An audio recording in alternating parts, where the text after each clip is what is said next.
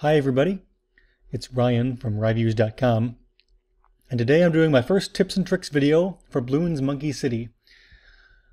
This one's going to cover mostly kind of city layout and kind of the more broad concepts. I don't even think I'll get into battles for this one, but there will be more in the way, so watch out for some later entries.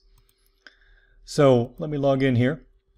Contacting servers. First thing you have to do, log in. I'm going to bring up my second city. This is on the PC version. I don't think the iOS version has a second city, but this is just supposed to kind of show you a bit of a smaller city, and I might go to the bigger city in a second. So big differences between iOS and PC. The PC version, hello, that's new. The PC version, it costs money to move things. You click on it, that's not right. Yeah, the little move button should pop up. It costs 50 cash to move your buildings in this. In iOS it's free. Okay, so that's kind of nice. I have to say I like it much better when you can move them for free, because then you can organize and be much more obsessive compulsive about it. Otherwise, there's not a whole lot of reason to organize nicely. But so for general concept, you want to make sure you always pick up your banana farms as soon as they're ready. Okay. They fill up at 500 until they're upgraded, and they can't get upgraded until your city is level 18. So that takes a long freaking time, and it's really expensive. At that level, you have to upgrade several banks to be able to even afford the upgrade, and then it goes up to 1,000. So it takes an hour to fill. So you want to wait here, and you can click it at any time, but if it reaches 500, it's full and it won't do any more. It takes an hour to reach that point. So once you upgrade it, it still takes an hour, but it goes up to 1,000. So you get money twice as fast, but you still have to check back every hour if you don't want to lose possible income. There are base buildings like this guy, which gives me +1 dart monkey. And there are upgrade buildings like this ninja monkey house thingamadoodad, which lets you do the upgrades. And you can actually access all of them by clicking on any of the upgrade buildings or by clicking this little upgrade thing down here. So my advice to anyone who's starting out is to build. I don't know how many builds that was, but basically you want to build a lot, because the best way to level up your city is to build buildings and do upgrades. And in general, buildings are usually slightly better. Like this is 50 XP to do some of these level 2 upgrades, 70 XP, 50 XP. If you go to buildings, okay, lots of these buildings are any of the same amount and they're much cheaper. And there's a limit to how many buildings you can have, but if you look at some of these buildings, okay, 150 XP, 500 XP, 750 XP, they're all extremely good for experience. And as you level up your town, you get more starting cash for your battles, which means it's basically a great way to grind. If you're having trouble beating levels, you want to go back to your city. If there's open space, you want to build something. Doesn't really matter what, because they all offer good XP, but in general, you want to build something just to rack up that XP. Now, as far as what you want to build, you want to kind of look at your strategy in-game to see which towers you like. I usually recommend having 1 or 2 of lots of different towers, okay? There are some that I like better than others. I love the ninja tower.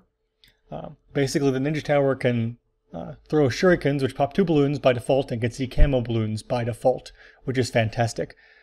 Then you can upgrade him to have seeking shurikens and pop a lot.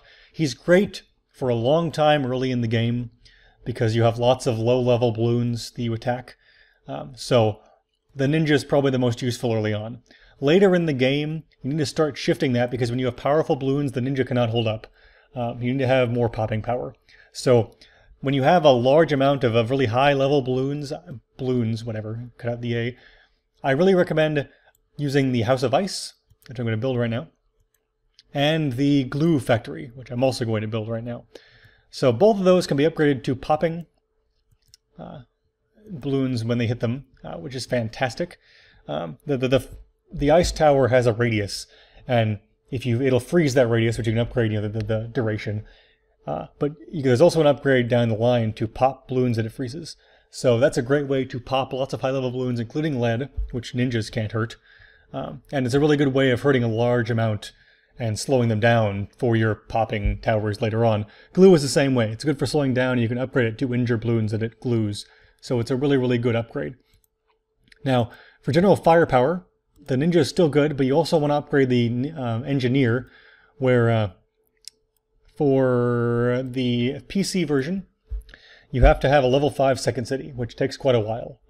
For the iOS version, you just have to go to his special this little square piece of land, which shows a little monkey in a cage. You have to beat that level and free at least one of the engineers, and you unlock the engineer for the game. The engineer is able to shoot a nail gun and build sentry towers, so he is basically probably the most powerful as far as straight popping power. He cannot see camo, and his sentries can't pop ice or lead. He can pop ice once you level him up, but his sentries can't. So he's really good against normal Bloons. Otherwise, he lacks the special powers that some of the other ones have. So basically, I recommend building one of everything for a long time, and then slowly build two or so, a few more of a few things that you realize you like. Especially Dart and Boomerang are extremely useful. I usually have two ninjas. I try to have pretty much two of everything, and then more if they're cheap and if I really like them. But two is a pretty good baseline. But you want to start off with one when you're filling it out. You generally want to attack around your tower in a circle, obviously, because that's how you get the easiest levels. If you attack a level 2, I believe you have a money increase. Like all the upgrades are cheaper when you do a level 2 rather than a level 3. So it's good to get level 2s out of the way anyway, so that way you can level up, and things like different pieces of land actually lower in difficulty as you level up. So they will get easier as you level up. And another reason to build buildings and do upgrades and grind your way through if you're having difficulty moving forward, because you're able to grind just in the city, and you can make the levels actually easier for you after you grind in the city and level up again. For the Monkey v Monkey section, which I hate, the unlock's in level 9, so I can't do it in the city yet. I can do it in the other city. There is a pacifist mode, where if you don't attack or revenge anyone for 3 days, you can be in pacifist mode, which basically means you're protected from attacks. I don't think it works, at least in the PC version. I don't think I've unlocked it yet in the iOS version. I'm getting close.